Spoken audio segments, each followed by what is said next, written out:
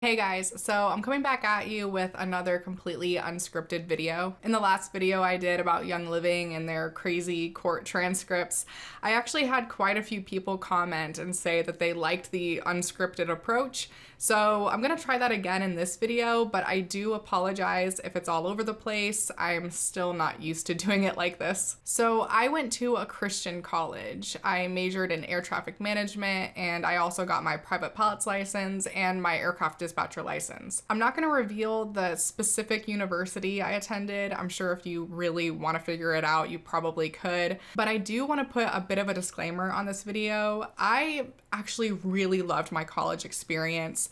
The academics were stellar. The professors, for the most part, were phenomenal, and some of them I actually still talk to. So this video is not in any way to malign the school, but it being a Christian school, it did have some very weird rules. And I know that a lot of people don't have the experience of going to a very conservative Christian college. So today I thought it'd be fun to talk about some of the weird rules we had. I'm gonna be bringing Drew back for this video, who's my husband and also the host of Genetically Modified Skeptic. I know I've had him on my channel a lot recently, but you guys seem to really like it, and I like having him here. Plus, Drew and I attended the same college. That's actually where we met. So I thought it'd be cool to have him on because we both have the same experience with these weird Christian college rules. Without further ado, let's go ahead and jump in.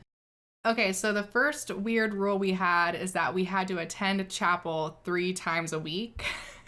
And that was a requirement to graduate. Yeah. And they were really similar to a church service. So there would be a worship time for like maybe 10, 15 minutes.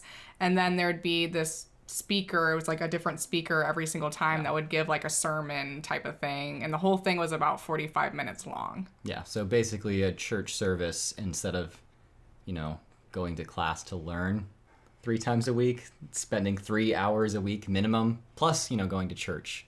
So yeah, lots of church. You had to attend like a certain number of chapels, which kind of made it so that like you had to go to chapel until your senior year, pretty much. I think like even till your like last semester of your senior year, you had to attend chapel.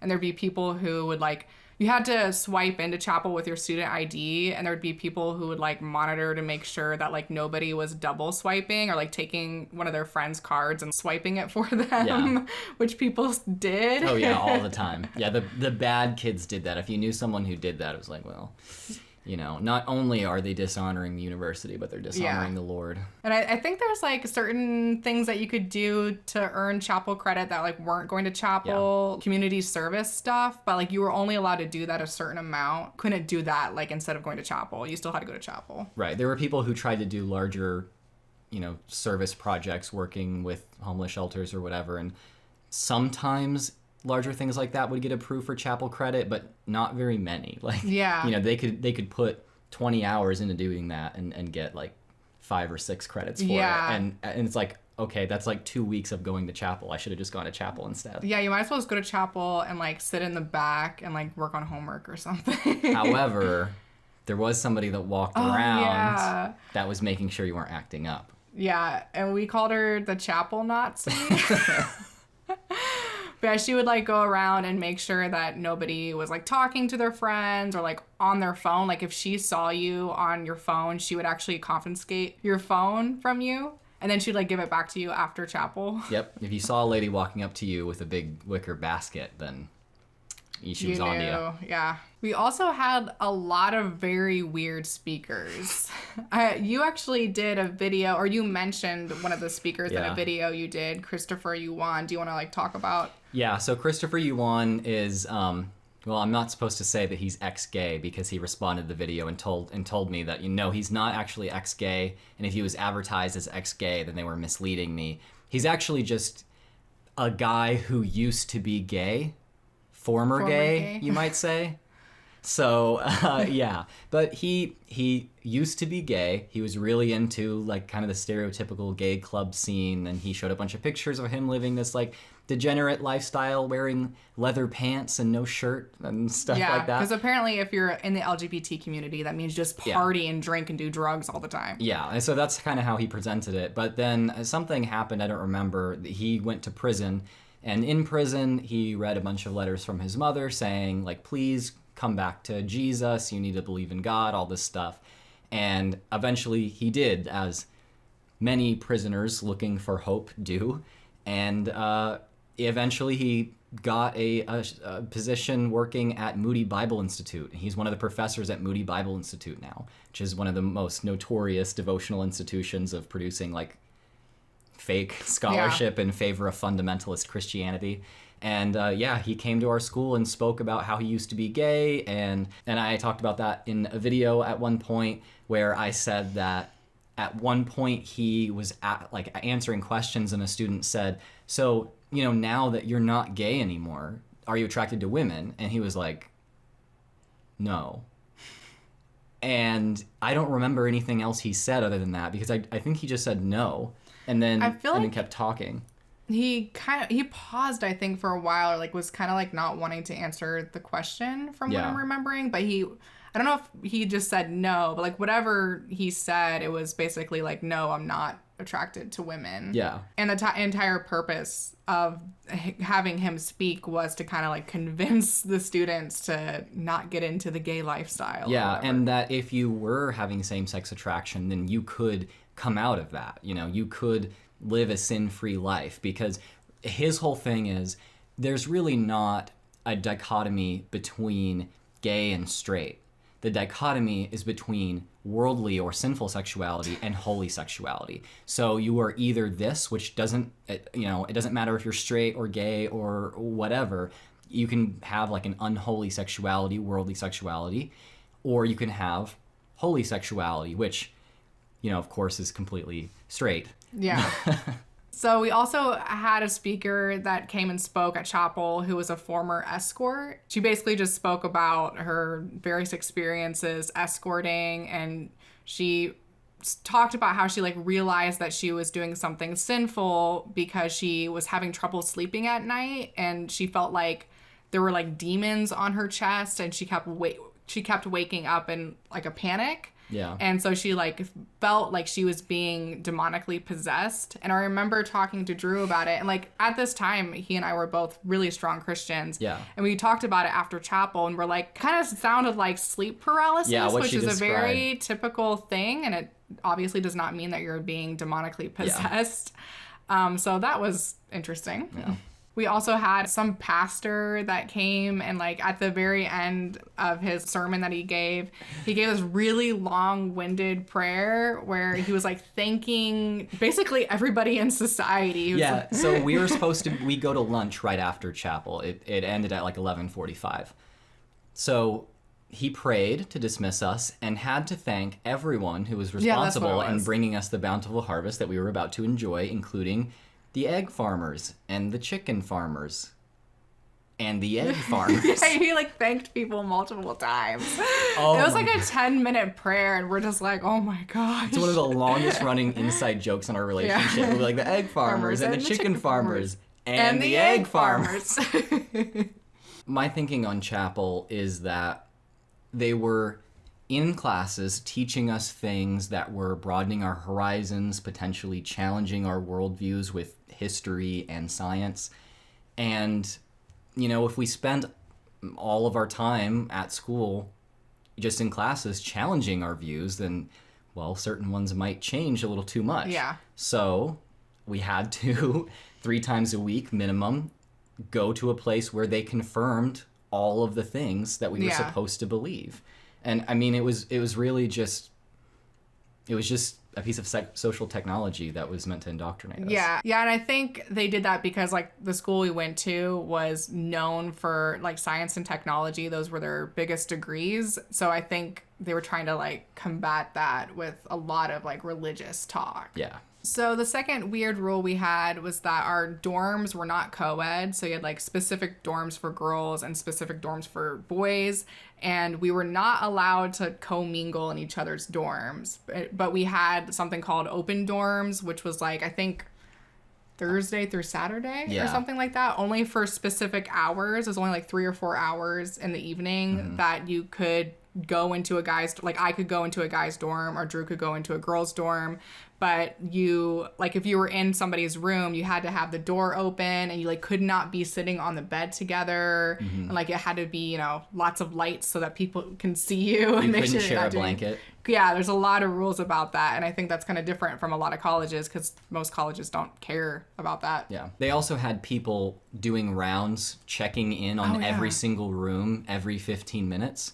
I volunteered to do that a couple times. Usually the RAs did that, but I did it a couple times just helping out my RA, I'm pretty sure. And sometimes even the RD would go around, and he was a lot more strict about, like, oh, you know what, if there's a piece of furniture that's in front of either one of your bodies from the perspective of the door, then you have to be on this side of the it was very, very strict. If you were doing anything that could lead to certain thoughts that chapel would tell you not to have, then you got to crack down on that. Your hands had to be clearly visible. Yeah. Like, you couldn't be sitting too close together. We would, like, when we were watching movies, just like the guys, sometimes we'd all be kind of crammed onto a bunch of, like, little couches that we had in our lounge, and we'd just jokingly be like, hand check, because they would sometimes they'd walk by and be like, hand check, and you had to be like this, like, to show oh man, I just completely forgot about that. Yeah. Oh jeez. Yeah. The only places that guys and girls could really be together was like the student center or in like the different buildings. You could also go into like the lobbies of the dorms, but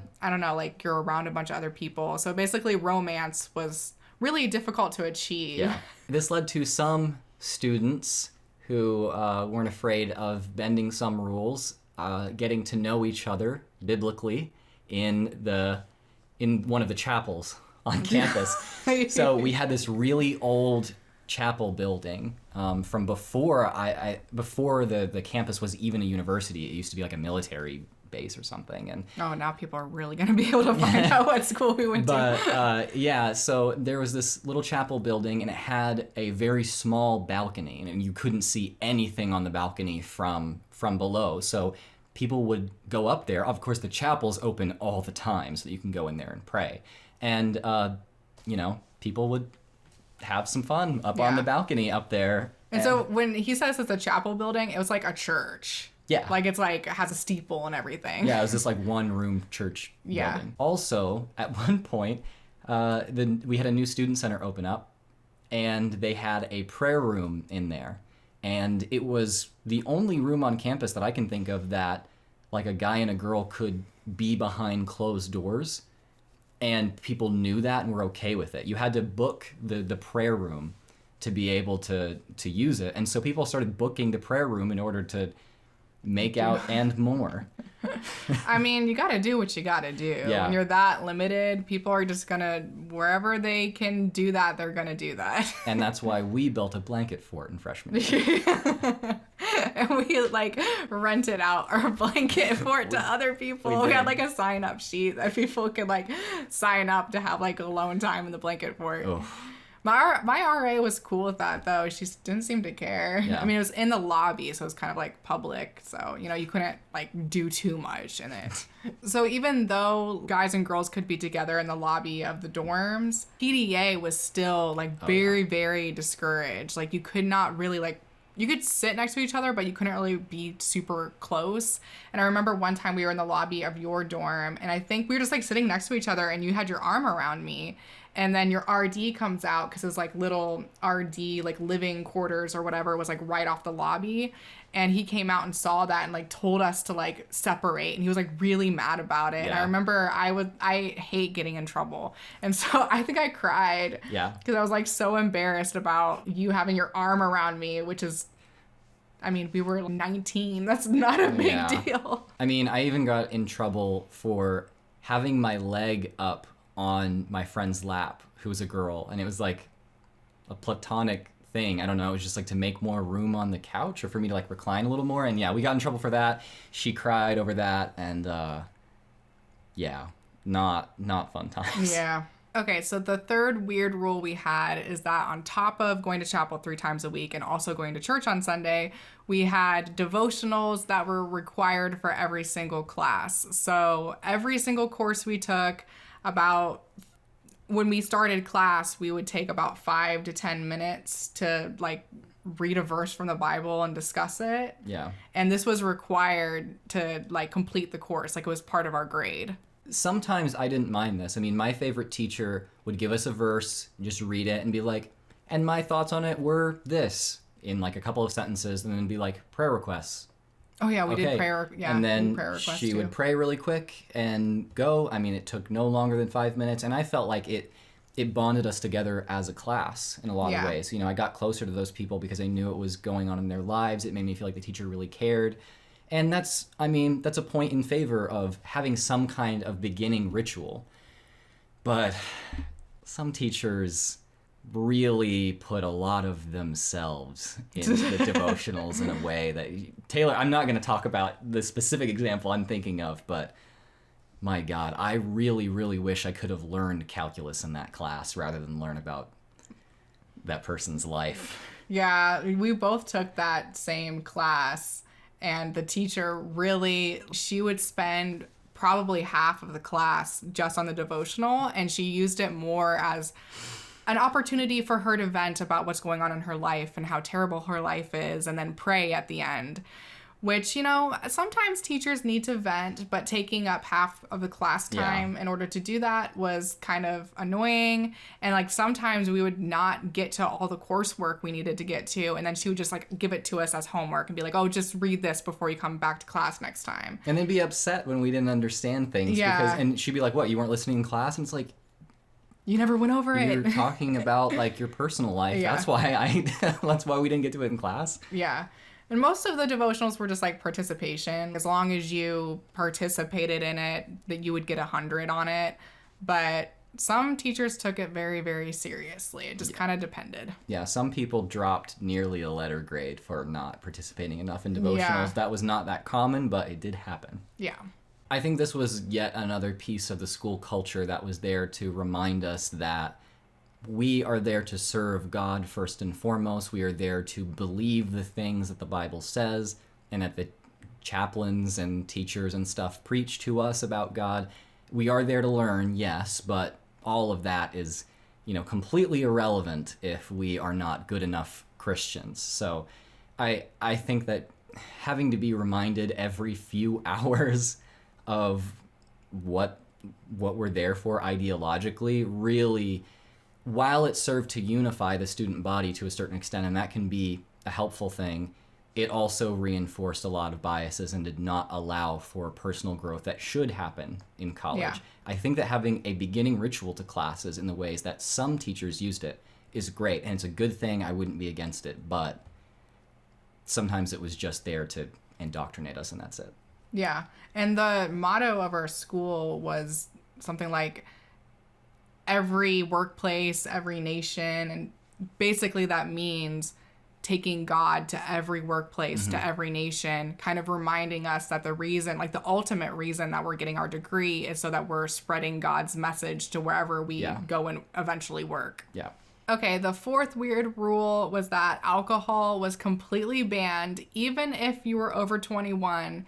And it was kind of banned for the professors, too. I think that they were allowed to drink if they were in their own home, but they weren't allowed to drink anywhere that was public where students could see them. Yeah. And alcohol obviously was not allowed on campus. Right. To give an example of how seriously this was taken, at one point, a guy in my dorm was trying to get some very serious revenge that was not deserved on a good friend of mine by basically putting a like 24 pack of empty beer cans in the back of his truck. And I mean, the goal was to get him in trouble or suspended or kicked out of school. Yeah, because if it was found out that you were drinking alcohol, you could have been like suspended or kicked out of school. Yeah. They took it very seriously. Yeah, so this was, luckily my friend did not get in trouble because no one ended up finding it. He found it before anybody in charge did. But it was bad. There were people that were found drinking in the dorms that were put on suspension, and some people who were found drinking in the dorms like 2 times and kicked out of school. It was almost as serious as being gay. Yeah, there were definitely students that drank on campus and off of campus and got away with it. Kind of just depended on like what dorm you were in, because some dorms were more secluded in the corners of the campus and weren't monitored as much, and you could kind of get away with more there. I'm not speaking from experience. Maybe just a little bit. I think after we graduated, they changed the rule to, like, if you're over 21, you can drink, but only with your parents. Like, you can only drink with your family. And still, you know, you're not supposed to have it at school. Right. I remember that a lot of students were very happy about this rule being clarified in the handbook. That was RAs can't, without permission from the RD or some kind of more formal process, look inside of a student's mini fridge. Yeah. And so I remember looking inside my friend's mini fridge, and it's like, oh my God, I've already talked about him once on this, if he sees this. There's like insulin, and then like all these bottles of like Captain Morgan and like all these like little mini bottles of alcohol, and you know the RA couldn't check inside there, so I'm kind of surprised that was a rule. Yeah, I think that it was a rule that was added a little later. It had to do with like medical privacy. I guess that makes sense. But yeah, people took advantage of it. Yeah, I would definitely. I didn't have a drink until I was 22 and had been an atheist for like a year, so I was a good boy. I was not good. You were not good your first Not year. my first year. After that, then I was good. Because you were with me. So the last weird rule is that in order to attend the college, you had to sign a statement of faith, and then you also had to write down which church you were planning on attending. I think it's really ironic being a place of learning, a place where we're supposed to challenge ourselves on our preconceived notions, that you had to literally sign a statement saying that I believe this, I agree to believe this while I'm here. Yeah. It's so antithetical to the entire purpose of higher learning. Yeah. I mean, if a place requires a written statement of belief of any kind before you join any educational institution, then I mean it's just an indoctrination station. Yeah. It's like saying that you have to draw these specific conclusions before you even start learning. Yeah. A crucial part of learning is challenging your preconceived notions, trying to overcome biases, arguing with other people about very deep philosophical disagreements. And this was not a place where you could really do that. I mean, you could do that if you're talking about like some scientific problem that's very like material, but you couldn't do that when it came to philosophy or religion at all. Yeah. And I think also, how are they going to enforce belief? Like, what is the purpose of a statement of faith? Like, you can't read people's minds, so how are they going to know that that's what you actually believe? Because I knew plenty of students who signed that statement of faith but talked about how they weren't Christians. They didn't believe that stuff. So I feel like it's kind of frivolous. Although you could get in trouble if people found out that you were going around talking about not believing. Like, they could put you on academic suspension, or they could like require extra chapel things, or make you have to like sit with a counselor every week until I mean, I feel like they wouldn't go to that extent. Like, I don't think the school would have, if they like knew that somebody was not a believer at the school, they weren't going to suspend them, but they probably would have teachers go and talk to them and try to convince them to come to Christianity or whatever. Because after all, that's the entire purpose of the university even existing at all. Yeah. That's their ultimate purpose. Okay, so before we end the video, we do have some bonus rules that weren't exactly rules. One of them was dancing was technically not allowed. That was written in our handbook, but it was kind of hit or miss whether or not it was enforced. Because for me personally, I danced all the time. Me and my roommate would like dance in the parking lot of our dorm, and we never got in trouble for that. And also, I'm pretty sure the aviation department held these like hangar dances where like square dancing was a thing. But you had a different experience with that. Yeah, well, so there were some people that were hosting parties. I mean, they were just like drinking soda and listening to music and during open dorms, where some people started dancing and the party got broken up. It was in my dorm. Although, to be clear, we couldn't have unchoreographed dancing. We had events where people danced like on stage, but it had to be choreographed. So I think the square dancing thing was an official school sanctioned thing where it was completely choreographed, like just a square dancing. But no, I mean, if you hosted a party and people just happened to dance, it wasn't that likely that you would get in trouble, but it did happen. Was it like co-ed? Yeah. That's probably why. Because I think that they would look at it differently. If me and my roommate, who is also a girl, were just dancing and having fun, they're like, oh, that's not a problem. Possibly. But if it's guys and girls dancing and having fun or whatever, that's seen very differently. As you can tell, this rule was very technical. Apparently, the way that the student handbook defined it was that dancing had something to do with being unchoreographed, wherein a person crosses and uncrosses their legs in motion. Huh? Yeah, that was totally a thing. And so people in my dorm that. people in my dorm would totally, we would be walking and then be like, hey guys, watch this. And then like cross our legs and then uncross them and we'd be like, oh my God. There was also some like unspoken rules, kind of ritual things that you had to do if you started dating somebody or if you got engaged. And we did all of those rituals. If you started dating somebody, like there's this loop, this road that goes around the campus and it goes in a big loop. And you have to walk the entire loop if you start dating. And that means you're like officially dating. And I think we had walked the entire loop before you asked if I wanted to be your girlfriend. Yeah, I asked you you like out waited as we were walking the loop together. Yeah. When we got engaged, though, that's when the rituals really kicked up. So I proposed to Taylor, and I told all my friends about that. And as soon as we got engaged, away from school during the summer, and then we went back to school. Everybody came back to the dorms and was like, okay, we know what we have to do. So at one point, everybody in my dorm or on my floor of the dorm basically abducted me, like duct taped me up and put me in the back of somebody's truck and drove me to a pond we had on campus and threw me in because I was getting married. So that's a thing that you do. And I think that they do that if you're going to have a kid, but it's really, really rare that you're in a part of the campus that has that ritual. Like the married dorms don't have that ritual. And if you have a kid out of wedlock and you're living in the dorm, you'll just get kicked out of school. So yeah, I think that it's possible you could get ponded for something else that was like another relationship thing, but getting engaged was the normal thing to get thrown in pond for. And a lot of people got engaged at our school because getting married when you're young was very encouraged. So like we got married before my senior year, and that was kind of normal. Yeah, we were 21 and people were like, "Oh yeah, no good. That's a good middle of the road year."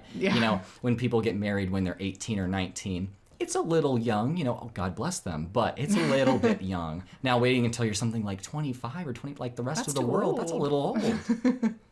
Now, aside from the bonus rules, which are just kind of fun, I imagine that you have some conclusions to draw from the more serious rules. So I will get out of here and let you do that. Okay.